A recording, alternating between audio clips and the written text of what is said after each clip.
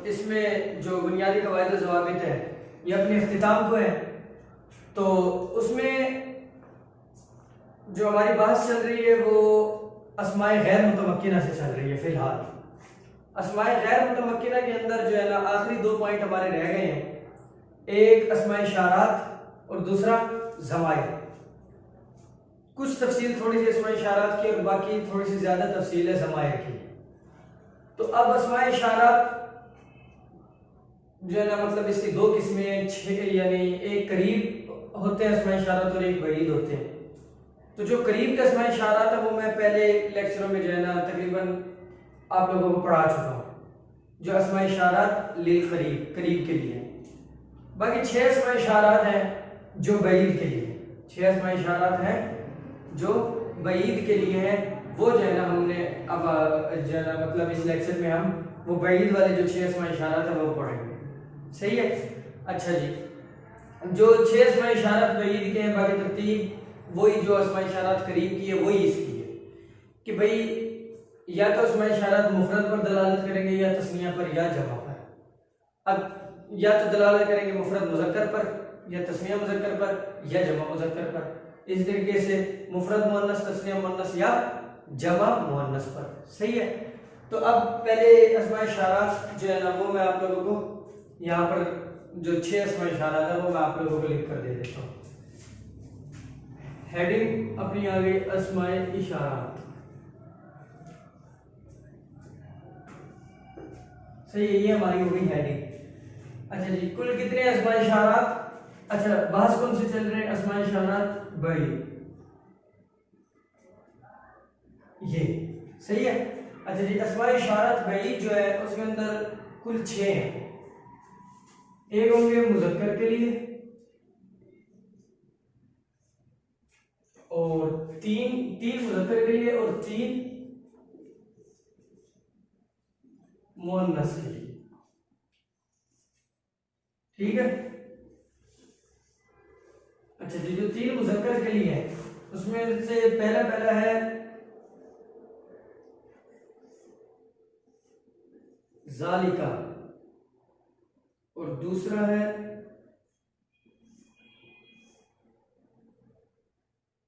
ज़ालिका, तीसरा उलाइका।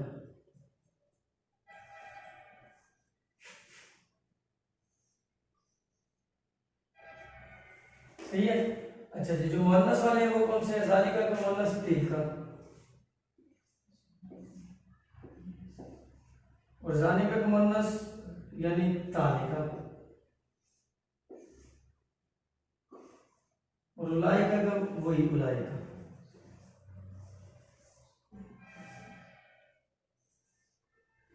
ज़ालिका ये मुफरद मुज़क्कर के लिए, ये तस्निया के लिए और ये जमा के लिए।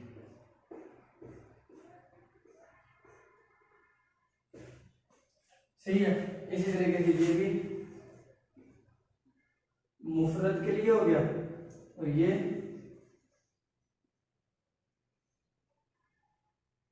तस्निया के लिए और ये आ गया जमा। सही है। अच्छा जी, अब इनका माना वो के साथ होगा, वो एक, वो 2 और वो सब, ये हो गया इनका माना। सही है। वो एक, वो 2 और वो सब, बस। तो ये है अस्माए इशारात लिल बईद का जो हमने पढ़ना है वो मैंने आप लोगों को लिख कर दे दिया।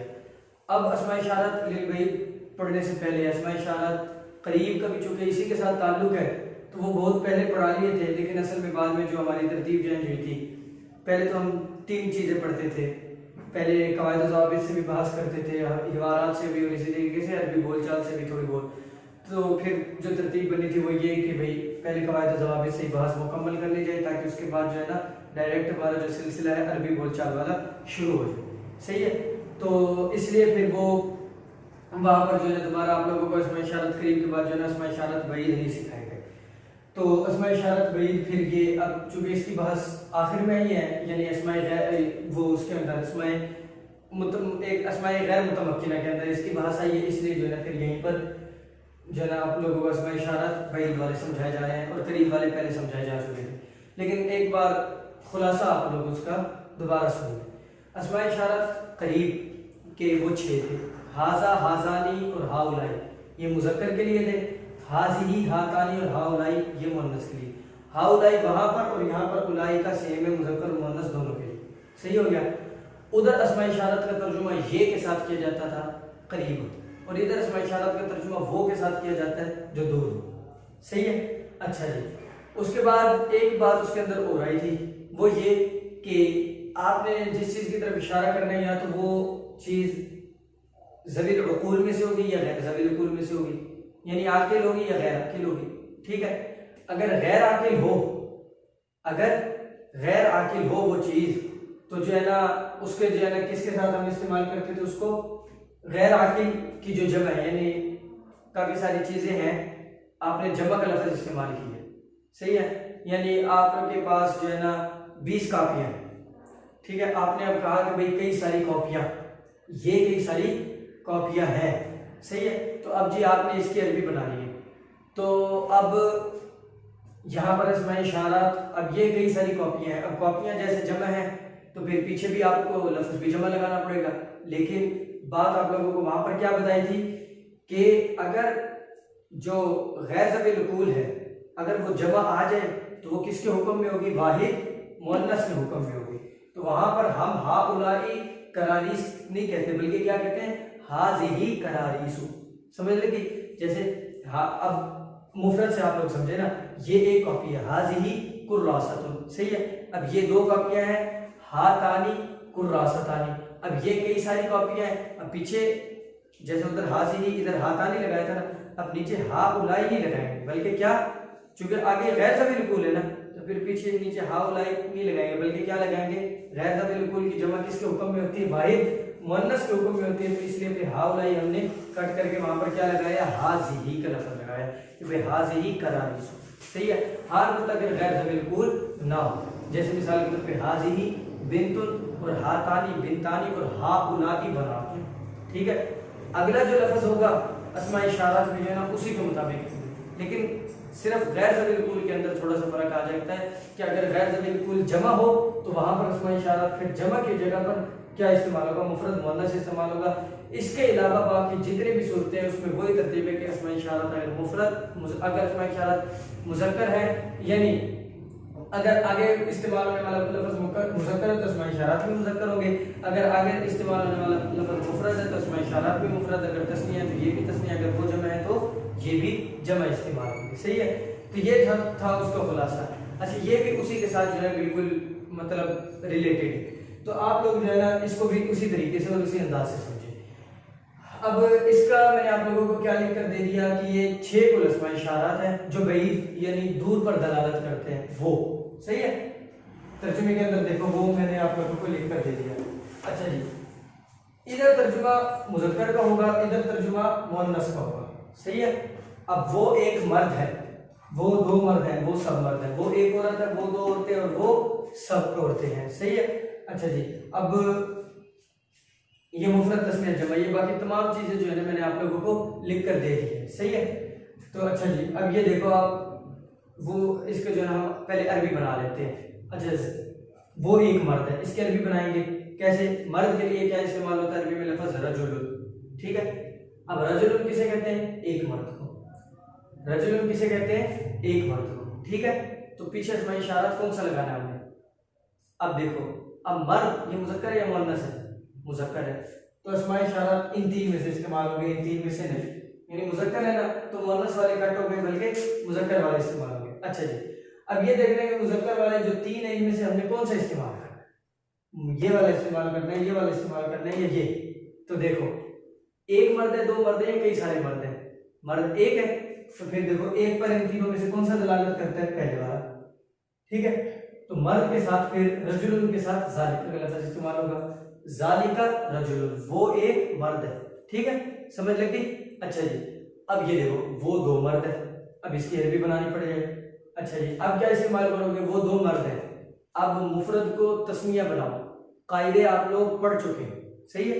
तो मुफरद को तस्निया बनाने का तरीका आप लोगों को आना चाहिए। अगर आप लोगों ने क्या है पिछले कवायद जवाब जो आप लोगों को पढ़ाए गए, अगर वो आप लोगों को याद होंगे तो आप जो है इस मुफरद की तस्निया सुकून से बना लेंगे। सही है, तो ये देखो अब फायदा हो रहा है उन चीज़ों का पिछले कवायद जवाब का या नहीं, कि हमने जब मुफरद तस्निया जमा बनाने का तरीका सीख लिया तो अब कोई भी लफ्ज़ आपके पास आ जाए आप उसकी तस्निया भी बना सकते हो और जमा भी बना सकते हो। तो अब मैं आप लोगों को कह रहा हूँ रजुल की तस्निया बनाओ, तो देख लो अब पीछे कवायद जवाब में देखो कि हम लोगों ने क्या पढ़ा था तस्निया बनाने का तरीका, कि भाई उसके आखिर में अलिफ और नून मकसूर आएगा या मा कबल मफ्तूर नून मकसूर आएगा। ठीक है, बाकी अब आप लोगों को ये भी पता लग गया कि भाई अलिफ और नून मकसूर कब आएगा और या मा कबल मफ्तूर नून मकसूर कब आएगा, क्योंकि अस्माए मुतमक्किना के अंदर हम लोगों ने क्या पढ़ा है, क्या अस्माए मुतमक्किना के अंदर हम लोगों ने पढ़ा है किसका इराब, यानी तस्निया का इराब नहीं पढ़ा, तस्निया और मुल्हक व तस्निया वाला। ठीक है, तस्निया और मुल्हक व तस्निया वाला इराब जो हम लोगों ने पढ़ा है उनका इराब हालत रफी में किसके साथ होता है? अलिफ के साथ होता है। नक्शे में देखो कि हालत रफी में उनका इराब अलिफ के साथ होता है और हालत नस्बी और जर्री में उनका इराब या मा कबल मफ्तूह के साथ होता है। ठीक है, तो अब आप लोगों को पता है कि जब अलिफ और नून लगाकर आप तस्निया बनाएंगे तो वो कौन सी हालत होगी? हालत रफी। और अगर या और नून लगाकर आप बना रहे हैं तो वो कौन सी हालत होगी? या तो हालत नस्बी होगी या हालत जर्री होगी। सही है, तो अब ये तमाम चीज़ों का आप लोगों को पता लग गया। तो ये मैंने शुरू में आप लोगों को कहा था कि कहाँ पर अलिफ नून लगेगा और कहाँ पर या मा कबल मफ्तूर नून मकसूर लगेगा, इसका इंशाल्लाह आप लोगों को आगे चल के पता लग जाएगा। तो वो आप लोगों को अब जो है मुकम्मल मालूमात हासिल हो चुकी है। अब मुफरद लफ्ज़ है उसकी तस्निया बनानी है। ठीक है, तस्निया बनाने का क्या तरीका? आखिर में या तो अलिफ नून लगेगा या मा कबल मफ्तूह या नून मकसूर लगेगा, दोनों तस्निया बनाने के तरीके आप लोगों को पता लग गए। अच्छा जी, अब अलिफ नून लगाना है या मा कबल मफ्तूह नून मकसूर लगाना है, क्या लगाना है ये भी अब आप लोगों को पता लग गया। अगर हालत रफ़ी जो है ना हमारी मुराद, हमें अगर हालत रफ़ी की ज़रूरत होगी तो हम अलिफ नून मकसूर लगाएंगे, अगर हालत रफ़ी की ज़रूरत नहीं होगी बल्कि हालत नस्बी हालत जर्री की ज़रूरत होगी तो या मा कबल मफ्तूह नून मकसूर लगाएंगे। खैर ये तो वैसे इशारा कर दिया आप लोगों को जो है ना भाई कवायद ज़वाबित का एक दूसरे के साथ रब्त कैसे है। सही है, लेकिन हम अपने असल मुद्दे की तरफ आते हैं। वो देखो कि भाई अब मैंने कहा कि भाई वो दो मर्द हैं, इनकी जो है अरबी बनानी है। अच्छा जी, एक मर्द को क्या कहते हैं? रजुलन। दो मर्दों को क्या कहते हैं? रजुलन की जो है तस्निया बना लो, हमें हालत रफ़ी चाहिए। ठीक है, रजुलन लाम के आखिर में अलिफ और नून मकसूर लगा लो, क्या बन जाएगा? रजुलन से रजुलानी, बिल्कुल सिंपल आसान है। अच्छा जी, अब रजुलानी जब कह दिया, अच्छा अब रजुलानी का क्या तर्जुमा है? दो मर्द। क्या तर्जुमा है? दो मर्द। अब देखो दो मर्द ये मुज़क्कर में से है या मुअन्नस में से? मुअन्नस में से है या मुज़क्कर में से?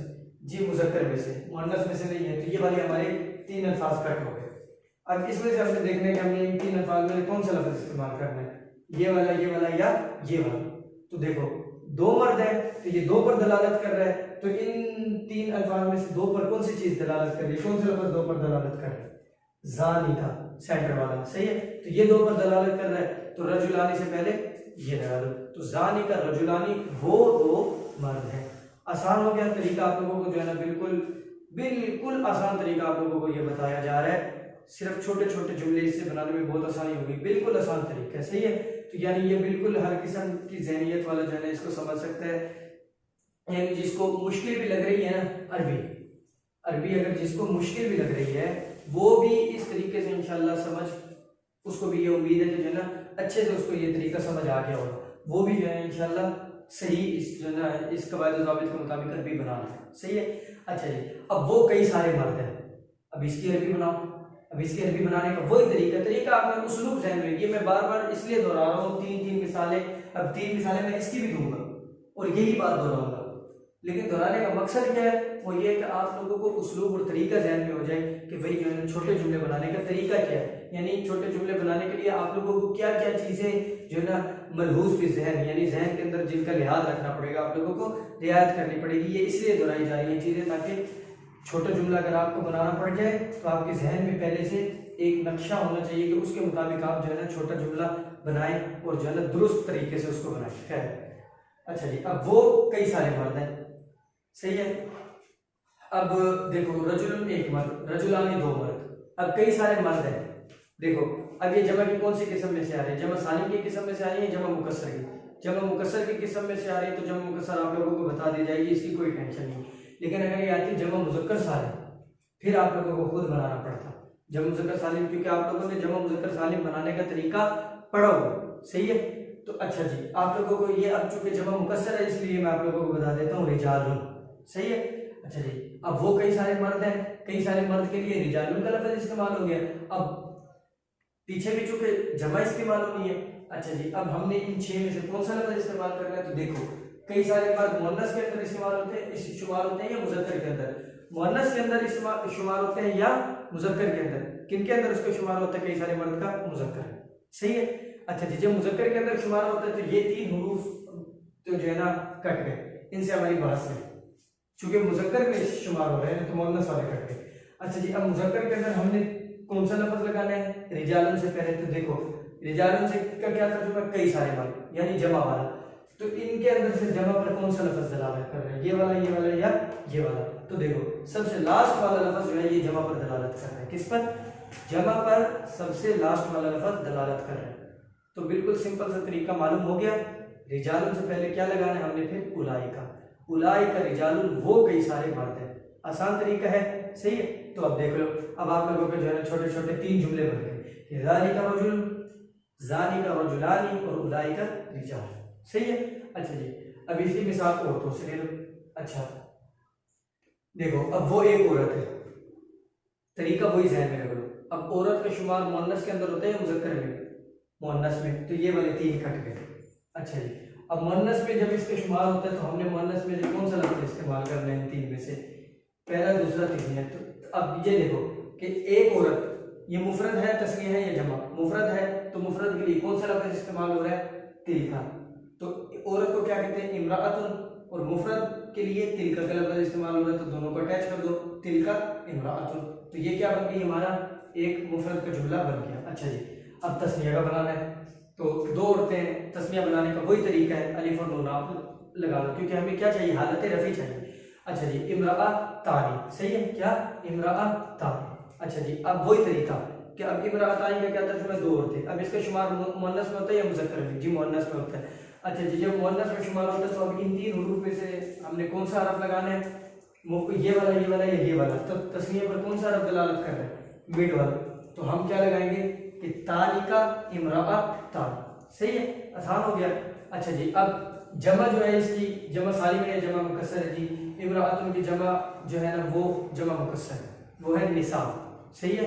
अच्छा जी, जब निसाउन है इसकी जमा, तो वही तरीका खैर पीछे से ध्यान में रखना है। तो उसका वो कई सारे होते हैं, इसकी जमा क्या बनेगी? उलाइका निसाउ।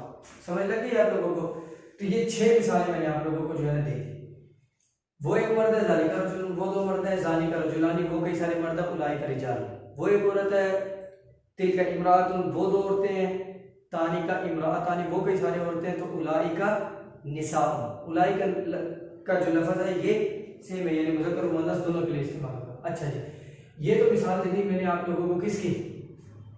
आकिल की। अब आप लोगों को मिसाल देनी है गैर ज़बिल उकूल की। किसकी?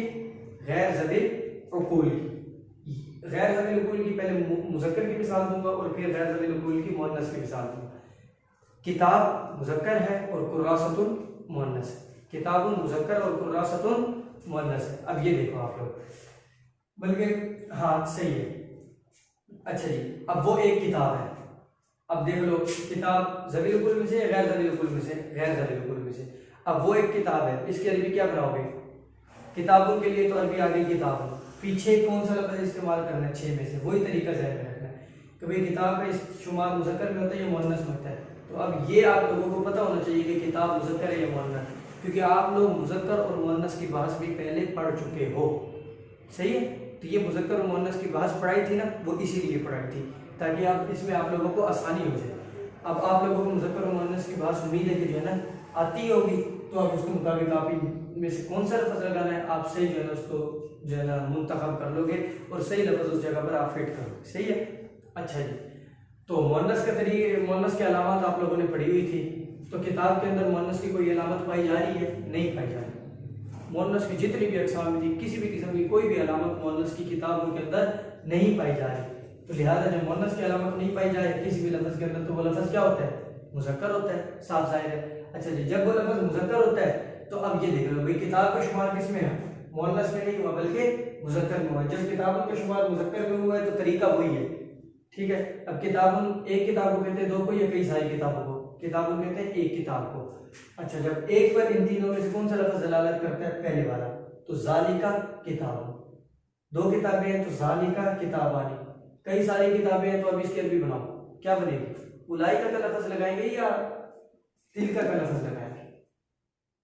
कायदा वही है जो पीछे अस्माए इशारत लिल करीब के अंदर हमने पढ़ा था कि जब गैर ज़मीर उकूल की जमा हो तो वो किसके हुक्म में होगी, वाहिद मुअन्नस के हुक्म में होगी। यानी उधर उलाइका की जगह पर हमने तिलका का लफ्ज़ लगाना है, सही है। तो वो कई सारी किताबें, इसकी अरबी क्या बनेगी कि उलाइका यानी कुतुबुन, किताब की जमा कुतुबुन होती है ना, तो उलाइका कुतुबुन ये हम इस्तेमाल करेंगे तो ये जुमला गलत हो जाएगा, सही है। क्यों, क्योंकि हमने पढ़ा हुआ है कि गैर ज़मीर उकूल का शुमार यानी गैर ज़मीर उकूल का हुक्म क्या है कि भाई वो वाहिद मुअन्नस के हुक्म में होती है। जब गैर ज़मीर उकूल वाहिद मुअन्नस के हुक्म में होते हैं तो पीछे उलाइका की जगह पर हम क्या लगाएंगे, तिलका का लफ्ज़ लगाएंगे। तो जुमला हमारा कब दुरुस्त होगा, जब हम यूँ कहेंगे कि भाई तिलका कुतुब। समझ लग गई। तो ज़ालिका किताबुन, ज़ालिका किताबानी और तिलका कुतुबुन वो किताबें हैं, सही है। अच्छा जी, अब इसी तरीके से आप मुअन्नस की मिसाल ले लो, कुर्रासतुन, सही है।